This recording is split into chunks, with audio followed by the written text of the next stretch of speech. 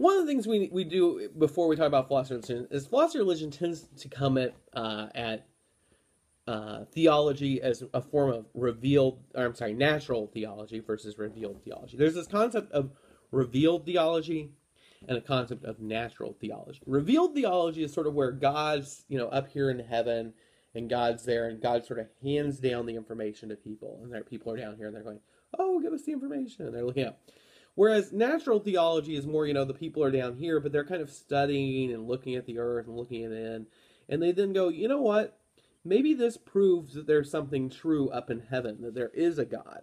And so revealed theology is more just God kind of revealing God's self and handing it down to people.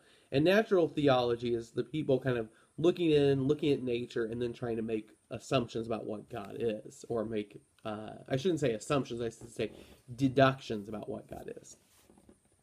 Now, as far as revealed versus natural theology, revealed theology is common within most religions. I mean, within any religion, the idea here is like, within Judaism, the idea here is, God comes to prophets and comes to them in dreams, or sends angels and tells them what's going on.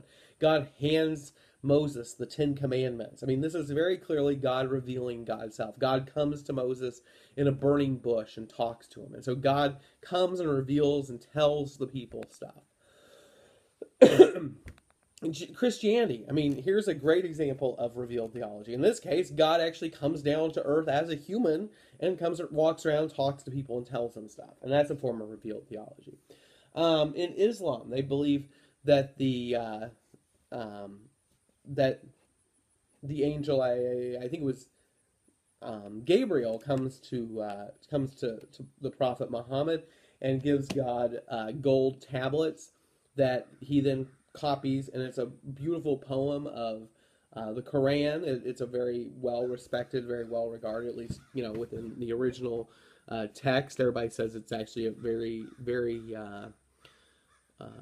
well developed, very very impressive poem, very well written. And so God comes and hands him this information. And even like within modern, like within Mormonism, they believe that, after Jesus was died and was buried and resurrected, he came and walked around the earth for a few days until he ascended into heaven. But they believe that before he made his final ascent into heaven, that Jesus came to the Americas and then revealed information to the Native Americans, stuff like that. But they believe that at some point the angel Moroni came to Joseph Smith and told him this story. And so in that case, God sends an angel, and the angel tells the story about, this other case of revealed theology. And so what happens is all of these are where God comes down and reveals God's self. Natural theology, on the other hand, is a form of theology that argues that we know about God by looking at the nature, by looking at the world. And the way it is the idea here is there's two things. You can use your reason, your rational ability.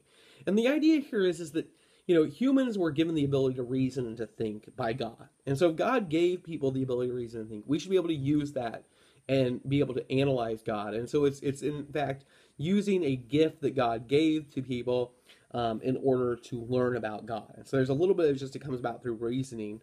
But the other side of the argument is that they also rely upon looking at the world. And the idea here is if the world is a certain way, then God should be consistent with that concept. And so there's a little bit of looking at God in light of the way the world is created, the way the world exists, the way the world functions. With that said, as far as natural theology, the other thing is that, if you ever watch like CSI or any of these crime shows, they go to a crime scene and they get there and they find blood splatter, and they say, oh, the blood splattered this way, so the person must have been right-handed and shooting from the left, and over here, and they must have been 4 foot 2 inches tall, and they can tell you all this stuff from the trajectory of the bullet, from the blood splatters, from where the blood ends up, the type of splatters, the type of dripping versus everything else, the body was moved. And so the idea there is that if you have a murder, that, the murderer, you have a murder scene, that you will see evidence of the murderer in the murder scene, that the murderer leaves evidence of the murderer in the murder scene. And the idea here is similarly that if God created the world, then God would leave evidence of God's self in the creation of the world, in the world itself. And so by looking at the world, we can in fact learn and study about the thing that created it.